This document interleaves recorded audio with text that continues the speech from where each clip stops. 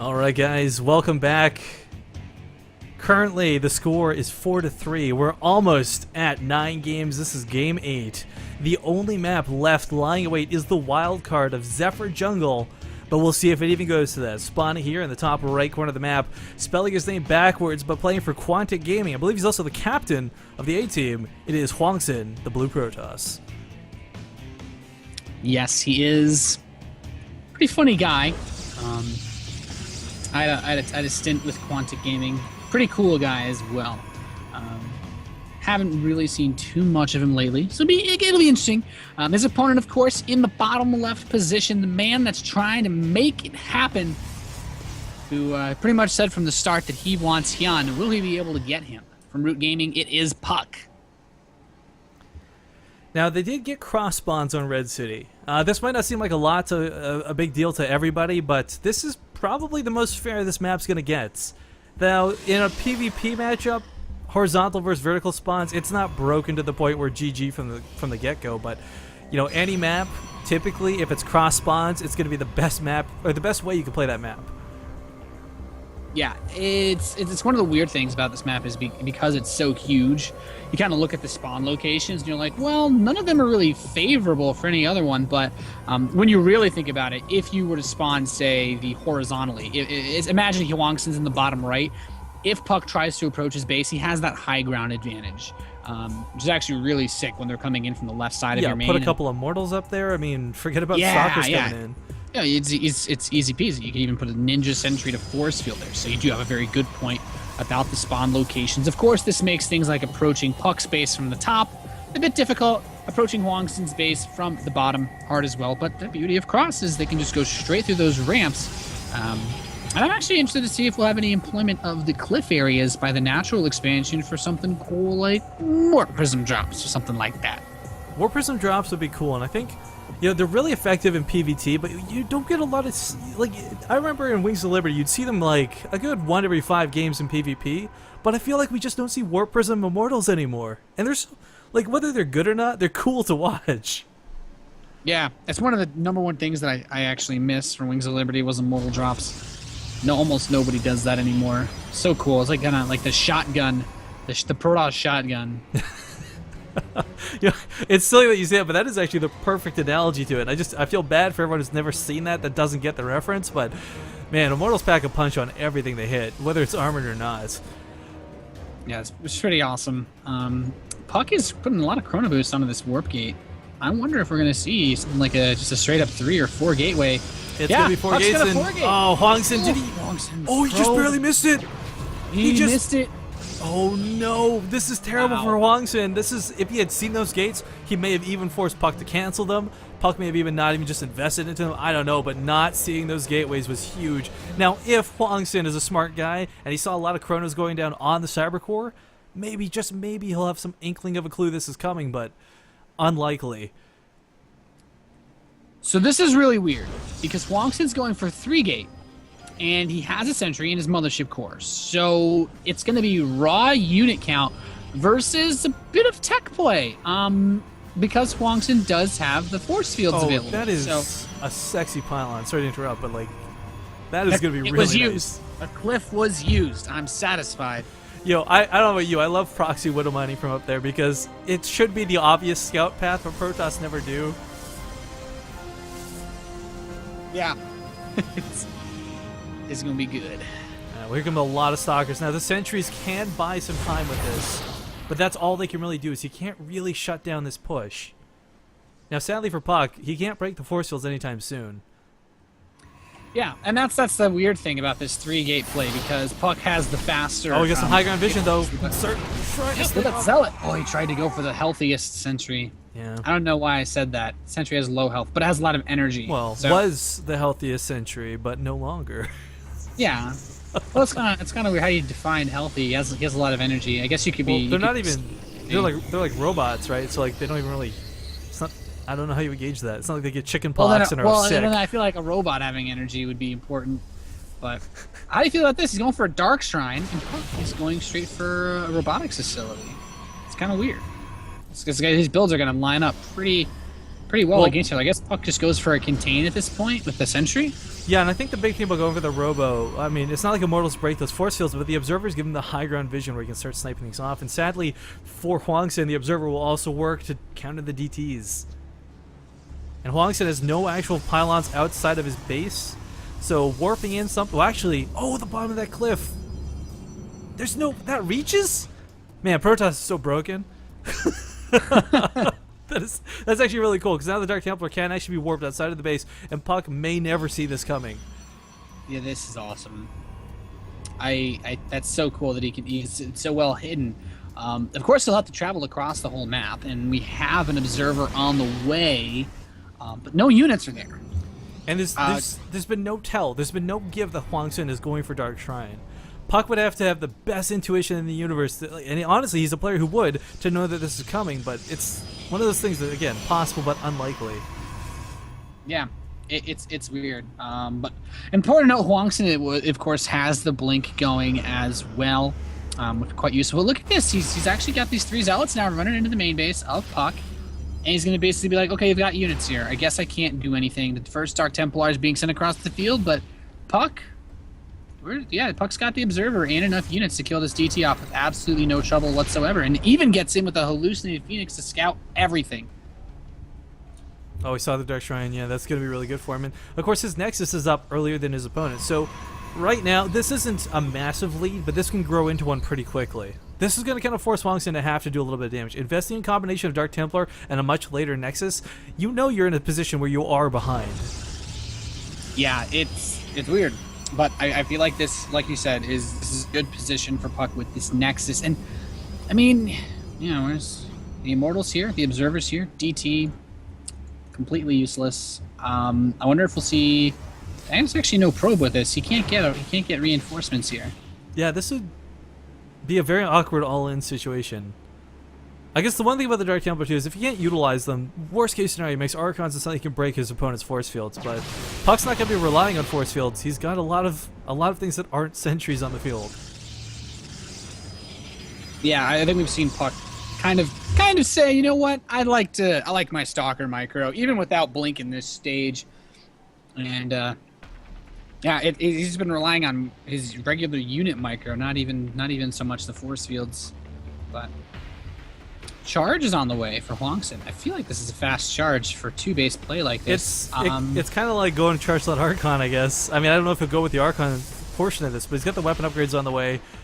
And, like, against Zerg, this would be a good response to the DTs doing no damage, but against Protoss, it's not the same situation. Yeah, that's what I was going to say. The force fields can actually do pretty well versus Zealots. If the charge lots get close enough to break force fields... I mean, if Archons get close enough to break force fields... You're taking a lot of damage on those units before they can really do much of anything, and when you lead with them, then they don't have the Zealots to tank for them so that they can do their damage. But it does seem to be at least part of his plan. He has a lot of Zealots here, and there's the Templar Archives. So I am really curious as to where he wants to go with this. I think he kind of knows that puCK doesn't want to go for Colossi. I'm really curious too. Another factor into this that was actually mentioned to me here on Skype just moments ago that I didn't think about is like both of these players are contending for things like WCS and bigger tournaments. Are they willing to go full on super out to win this? And I got to tell you, puCK, I know he's so competitive. I think he absolutely would reveal any build necessary to win. HWANGSIN, though, I'm not so sure about. He might be more reserved, and that might be why we're seeing a bit of I guess, the awkward build out of him. You know what I mean? Yeah, I mean, I would be perfectly honest. I think he's just kind of winging it at this point because the DT attack didn't do much. Yeah. But this game you know what? This whole best of 9 has actually been pretty funky. Well, Venus started it off so unexpectedly. Off with, the proxy gateways left and right, and now we're seeing, these very interesting plays. But HWANGSIN's... Well, yeah. I mean, I'm just thinking back at this. Like, honestly, I would have seen this like. When it got to 4 games for one team, I thought it would have been like 4-3 or 4-2. But we got to 4-0, and then puCK pulls us back in the last 3 games. I mean, this has been a great series that I highly encourage. If you guys haven't, if you just tuned in recently, go back, watch the VODs, because really unexpected games leading to where we are now. Yeah, it's been actually really crazy. And here are those Archons that you mentioned coming in now. See if they can work. Again, this is a very This isn't a bad unit composition, don't get me wrong, guys, but it is certainly awkward. This isn't your standard Protoss build where you hold off a 4-gate, respond with DTs, and then transition into Charge Lot Archon. Like, that is not nothing close to normal. Yeah, it doesn't really happen that often. puCK's got a big army moving out. The DT for HWANGSIN actually see all those units moving out. Yeah, the Observer puCK saw it. So kills that off. 5 Immortals. Honestly, not the greatest things ever versus Charge Lot Archon. So this is HWANGSIN is getting in here with 5 Stalkers that shouldn't get in here. I think you only need 4 to one-shot the probes, and puCK's going to take a lot of unnecessary damage. This is just the inconvenience of him moving out as HWANGSIN was moving a strike force across the map. Yeah, really nice timing. And, double overcharge, double photon overcharge. Oh, but the dead zone. Oh, that's so... What did I say earlier? Right, man, Protoss is a broken race? Yeah, that, Oh, man. Well, of course, in a PvP, we all know they have a 100% win rate. It's really unfair, but still, nonetheless, this is puCK can't really come back home. These 4 Stalkers are going to be really irritating because he's got to warp in offensively. He can't warp in defensively. Yeah, and he has the Warp Prism in the main base as well. So he's got lots of options, and now he's going to press into the natural. Force fields go down, but not going to matter. And the Archon shatter those. These Immortals not really able to get close enough to do any crazy damage, but puCK, his supply dropping pretty quickly. HWANGSIN has a nice lead here. His Archons are pressing through. These Immortals, not the best versus Charge Lot Archon, but it's getting more and more close. The Stalker's still doing damage. The natural, though. Yeah, it's really unfortunate. puCK could not afford to donate any resources to warp in home. He's lost a ton of probes behind this. 11 workers have been killed. And while that doesn't put him out of the game, it definitely is not something he wanted to have to deal with. And there we go, warping in here. The main still, these Zealots are doing so much. And puCK's had to warp in a lot home, which means he's got nothing offensive and he's pulling his army back. Yeah, especially without the Mothership Core with his army. He can't recall back to do anything. And look at this. The 3rd base is done for HWANGSIN. He is in such a good spot. Yeah, the Charge Lot Archon was so good for that defensive play earlier on, you know, to hold that attack. But did you see that Zealot charge across like a quarter of the map? Yeah, Zealots are weird. Dude, that is... Oh, I love when the game does stuff like that. Well, those Immortals are trying to catch him off here. Picks off 1, 2, and nope. He blinks away. He lives to die another day. But yeah, you know, I think puCK, it's really weird. He saw the Dark Shrine. I'm surprised he wasn't expecting those Archons, because with the heavy Immortal account he has, it really felt like puCK was expecting his opponent to have a ton of Stalkers on the field. But as we saw, that wasn't the case, and the Immortals, while they do still pack a punch, they don't exactly have fast DPS, so the Archons can take those hits. No, and puCK's going to try to take a 3rd base. HWANGSIN immediately sees it, but this is one of those situations where getting the 3rd so fast for HWANGSIN, I think, allows him to pretty much just throw down a ton of units and just try to go across the field. He can now leapfrog off of his economic advantage, basically to just jump into a supercharged 3-base timing attack while puCK tries to get his 3rd. You know, awkward is as awkward does the thing. So I want to point out, puCK is actually going for Dark Templar as well, and both players have their observers with the armies, so if puCK can sneak some around, maybe he'll get that nice behind-the-scenes damage, but right now, this army coming at him... It's puCK's observer over HWANGSIN's army. HWANGSIN, he doesn't have any... Yeah, he doesn't actually have any observers with his force. Where is HWANGSIN's observer? I feel like he did have one. Oh, there's one at his 4th and one at his 3rd. Yeah, one at his 4th and his 3rd. So he has it defensively set up. The one at the 3rd, not terribly useful. But this is the cannon there, but... Still, this is 5 Archons coming in here. This is going to be... puCK can't send his Zealots in first. If he does, they're going to get taken out really quickly. The Immortals are going to be forced to kind of take a lot of this damage. Dark Templar are here on the front lines. The recall! I like it. He basically said, okay, I can't take that. And you know what? Even without the Observer with his army, that's one of those situations where if you commit to that, the DTs just kill... You'll trade evenly, but the DTs will kill so much. And HWANGSIN just like, nope, I'll take a 4th base, no problem. I do wish, though, if he picked a different angle to pick off the 3rd base of puCK would have been so much more damaging.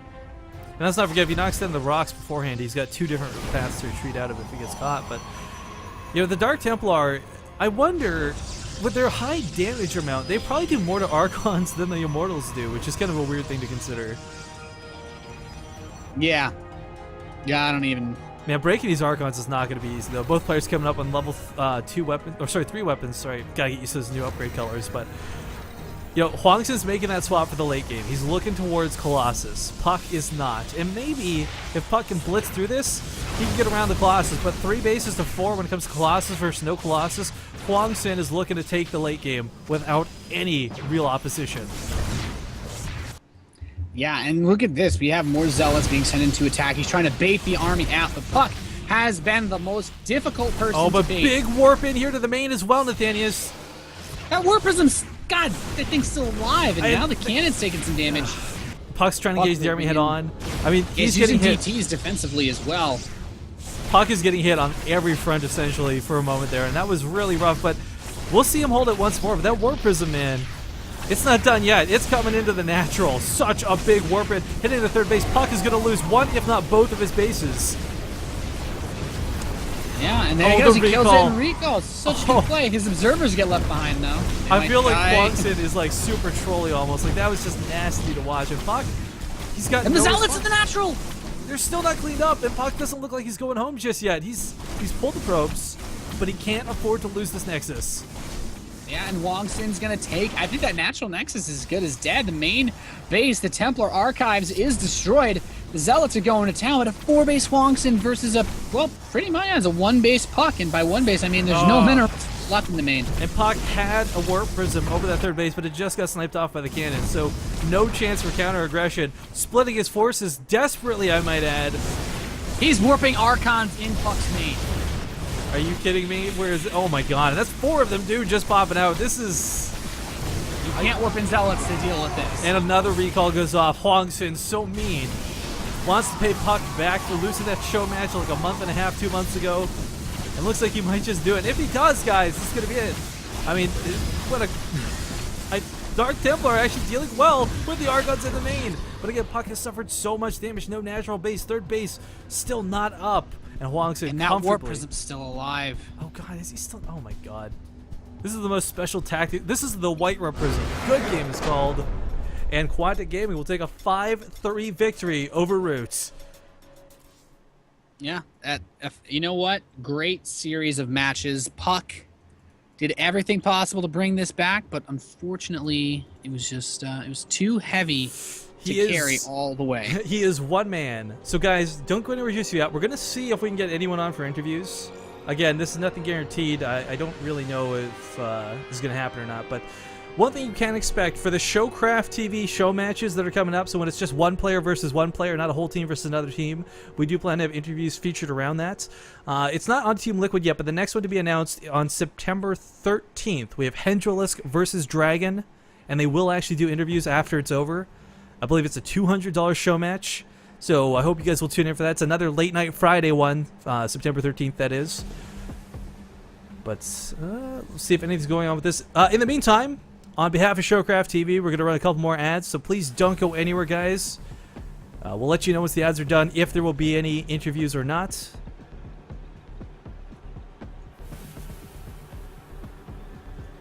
Alright, ads are running, but people are still watching. I got to go figure out what's going on here. All right. I got to miss Skype, actually, so wait.